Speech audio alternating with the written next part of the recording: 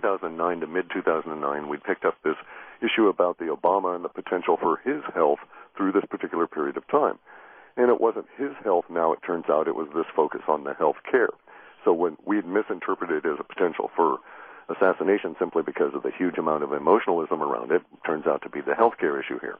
The Tea Party thing was actually also involved in the context change that came through this past December, and that's this hardening of the attitude and the, if you will, the broadening or widening of the, if you want to call it the Tea Party. I'm reluctant to use labels that I see bandied about on the media because I don't want to reinforce what the propagandists are trying to do. But so I call it a revolution meme or a rebellion meme because it's broad and it's not merely Tea Party as we are seeing it branded. And it's not necessarily anti-government, although arguably there are agent provocateur potentials in that regard. But it's really the American consumer is in a rebellious mode, looking for quality, asking, and we come full circle back to the question of what does capitalism do once we've built everything? That's a good point. Well, stay with us, you two. We're going to come back with some more, then we'll take phone calls next hour as well as we talk about web-bot technology, and there's much more to talk about when we come back, including what are the possibilities of another depression. I want you to be ready for this. That's the important thing. Just take notes and prepare. That's the bottom line. We'll be back. And welcome back with George Ure, Clif High, and, of course, we'll take your phone calls next hour. This second depression, this bubble that you see on the horizon, how do we know how big it can get? We only have to look at Greece and their instant response to what they're facing at from their version of the powers that be. They've had a currency crisis. Their currency crisis is shielded to a certain extent by their participation in the euro, but it is such an order of magnitude that the first thing they did, as we forecast, was to turn to the idea of taxing a huge part of their population that's always gotten away with never paying taxes, churches. That's how bad it's going to be. In the United States, probably sometime after July, before November, in that period of time, you'll see a move to start taxing churches both on property and income because of the government will be so desperate for funds. And you see this in other areas too, George. For example, the Obama health care plan.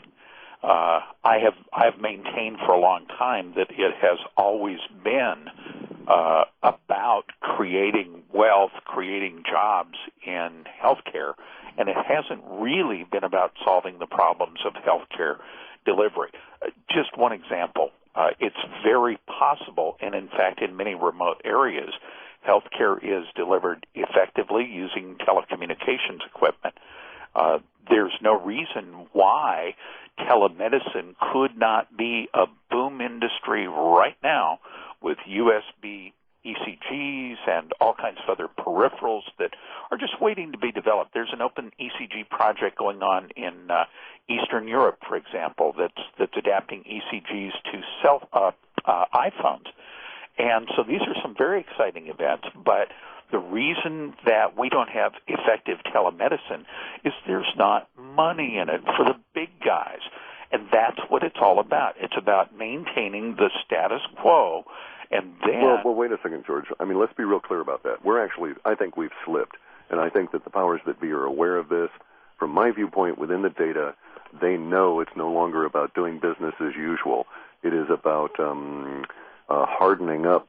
What was the term that Biden used? Girding your loins? Girding the loins, that's right. And that's why we're seeing things like the militia raid up in Michigan, and coincidentally, we've got language later in the year suggesting the draft in a major way, a surprising, shocking way. That would be a surprise and a shock.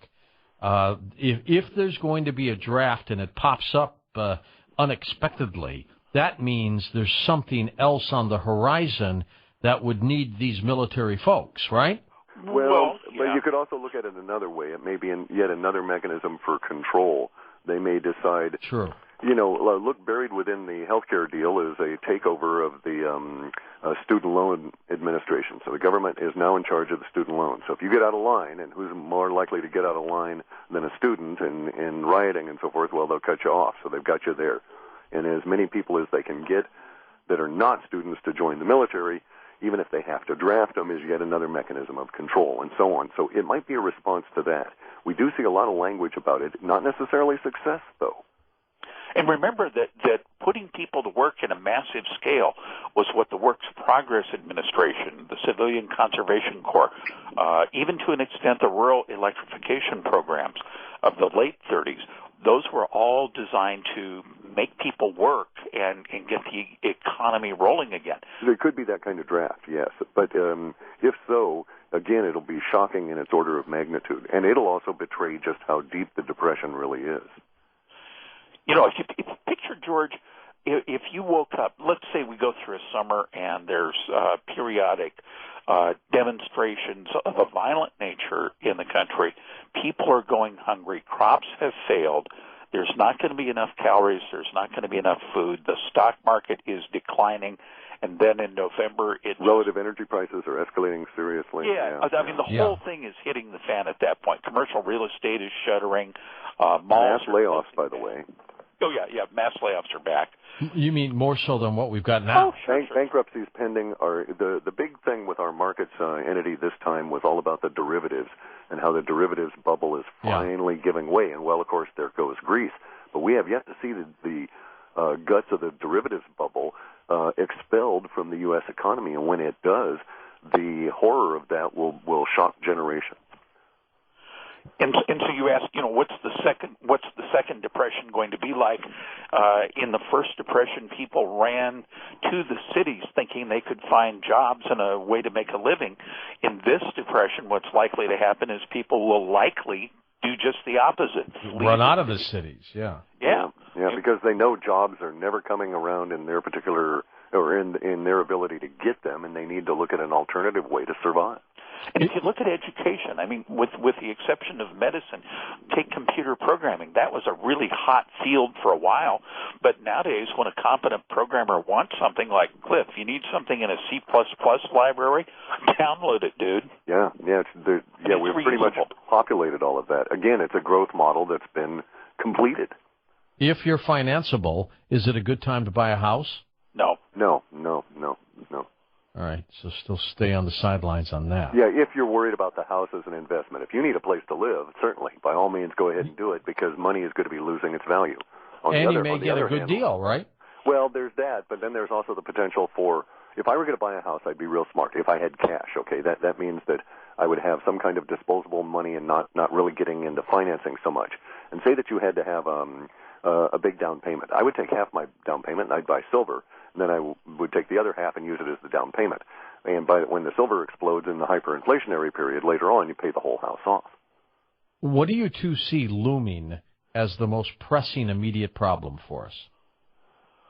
Oh, boy. I would say short term, meaning up until end of summer, probably the running out of food part.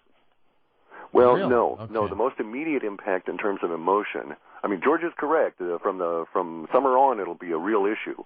But up until and through summer will be the fallout from the current economic woes that will be expressed in a number of ways. But all those emotions will start being acted out on after we get to July. And prior to that, it'll be a lot of building tension. So the kind of thing you see now with the Tea Party guys gathering and grumbling and so on, that's building tension.